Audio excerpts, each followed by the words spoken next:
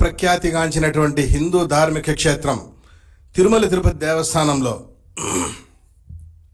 భక్తులకి ఎట్లా మీరు నాణ్యమైన సులభతరమైన దర్శనాలు కల్పించడం లేదు, కనీసం నాణ్యమైనటువంటి మంచినీరు ఆహారం అందించడంలో కూడా తిరుమల తిరుపతి దేవస్థానం అధికారులు టీటీడీ ఈఓ ధర్మారెడ్డి కానీ, హెల్త్ ఆఫీసర్లు కానీ, ఫుడ్ ఇన్స్పెక్టర్లు కానీ పూర్తిగా విఫలమయ్యారు. సాక్షాత్తు కేంద్ర హోంశాఖ ఆధ్వర్యంలో నియమించినటువంటి అధ్యయన కమిటీ వచ్చి తిరుమల కొండపైన అన్నిటినీ పరిసరాలని పరిశీలించి అత్యంత నాసిరకమైన అత్యంత అశుభ్రపరమైనటువంటి మంచినీరుని కోట్లాది మంది భక్తులకు అందిస్తున్నారు అని చెప్పేసి నివేదిక ఇచ్చింది అంటే తిరుమల తిరుపతి దేవస్థానం అధికారులు ఏం చేస్తున్నారు?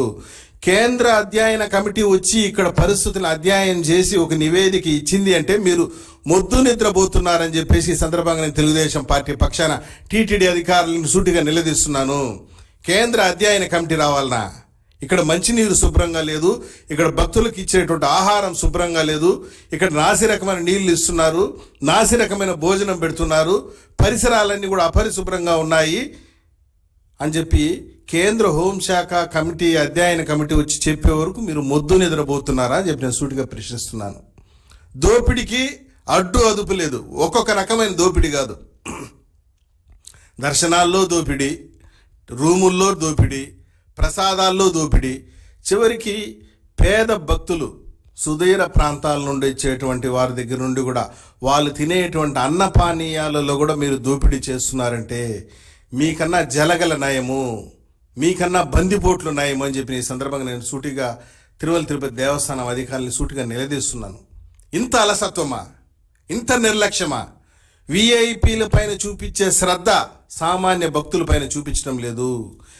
కేంద్ర అధ్యయన బృందం వచ్చి తిరుమల తిరుపతి దేవస్థానంలో ఉన్నటువంటి జలాశయాలు పాండవ తీర్థం కానీ, గోగర్భం కానీ, ఆకాశగంగ కానీ, కుమారధార కానీ, పసుపుధార జలాశయాలు అపరిశుభ్రంగా ఉన్నాయి, నీళ్లు రంగు మారి ఉంది అని చెప్పి వాళ్ళు వచ్చి మీకు చెప్పే వరకు మీరు దానిపైన దృష్టి పెట్టరా? ఈ నీటికి రక్షణ ఉందా అని చెప్పి వాళ్ళు సూటిగా ప్రశ్నించారు. ఈ నీటిలో ఏదైనా కలుషితం జరిగితే ఎవరు బాధ్యత వహిస్తారు?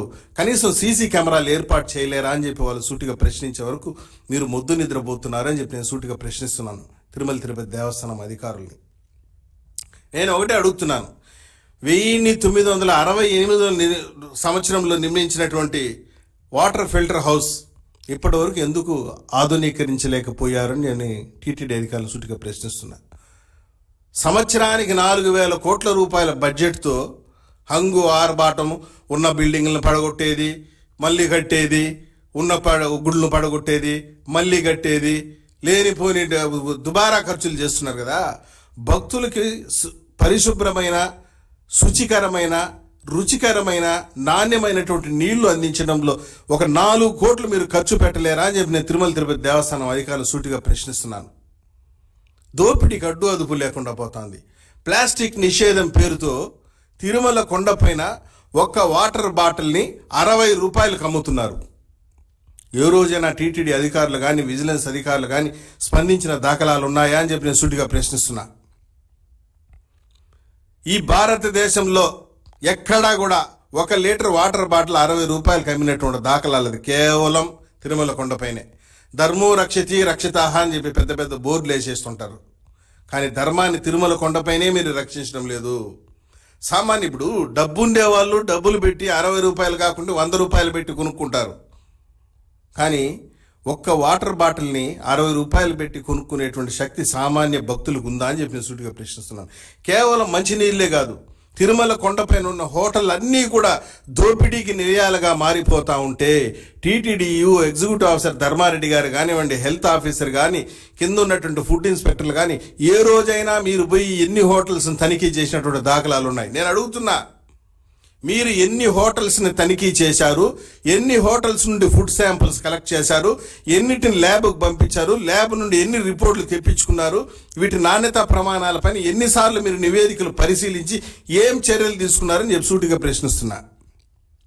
ఒక నాణ్యతా ప్రమాణాలేనా? ధరలు అడ్డు అదుపు లేదు, దోపిడీ, విచ్చలవిడిగా దోపిడీ. హోటల్లో ఎవరైనా మాట్లాడుతున్నారు టీటీడీ అధికారులు? మీరు వాళ్ళు ఇచ్చేటువంటి కమిషన్లకు కక్కుర్తిపడి నాసిరకమైన భోజనం పెట్టినా, అపరిశుభ్రమైన భోజనం పెట్టినా, నిల్వ ఉంచినటువంటి రోజుల తరబడి నిల్వ ఉంచినటువంటి భోజనం భక్తుల మీద పెట్టినా మీరెవరు ప్రశ్నించటం లేదు, మీరెవరు అడగటం లేదు, మీరెవరు నిలదీయటం లేదు. కేవలం కమిషన్లు కక్కుర్తిపడి ఇదే పరిపాలన, ఇది పరిపాలన అని అంటారా అని చెప్పి నేను సూటిగా ప్రశ్నిస్తున్నాను. అంతెందుకండి, కేంద్ర హోంశాఖ అధ్యయన కమిటీ తిరుమల తిరుపతి గోదాములను పరిశీలించి వాళ్ళు ఇచ్చినటువంటి చెప్పిన మాటలు చూస్తూ ఉంటే ఒళ్ళు గుగురుపాటు పొడుస్తోంది. సాక్షాత్తు వెంగమాంబ అన్నదాన సత్రంలో కూడా ప్రమాణాలు పాటించటం లేదు. వెంగమాంబ అన్నదాన సత్రం, సాక్షాత్తు స్వామివారి అన్నప్రసాదం పెట్టేటువంటి వెంగమాంబ అన్నదాన సత్రంలో కూడా మీరు వినియోగించేటువంటి వస్తువులు అత్యంత నాసిరకంగా ఉన్నాయి. కనీసం ఫుడ్ స్టాండర్డ్ సర్టిఫికేట్స్, లేబుల్స్ లేనటువంటి నూనె డబ్బాలు, ఇతర వస్తువులు, పప్పు, ఉప్పు, మిరపకాయ, ధనియాల పొడి, వీటి పైన కూడా లేబుల్స్ లేనటువంటి FSSAI సర్టిఫికేట్స్ లేబుల్స్ లేనటువంటి వస్తువులు మీరు వినియోగిస్తున్నారని చెప్పేసి కేంద్ర హోంశాఖ అధ్యయన కమిటీ చెప్పింది అంటే మీ దోపిడీ ఏ స్థాయిలో ఉందో నేను సూటిగా ధర్మారెడ్డి గారిని, మార్కెటింగ్ శాఖ అధికారులు నేను సూటిగా ప్రశ్నిస్తున్నాను.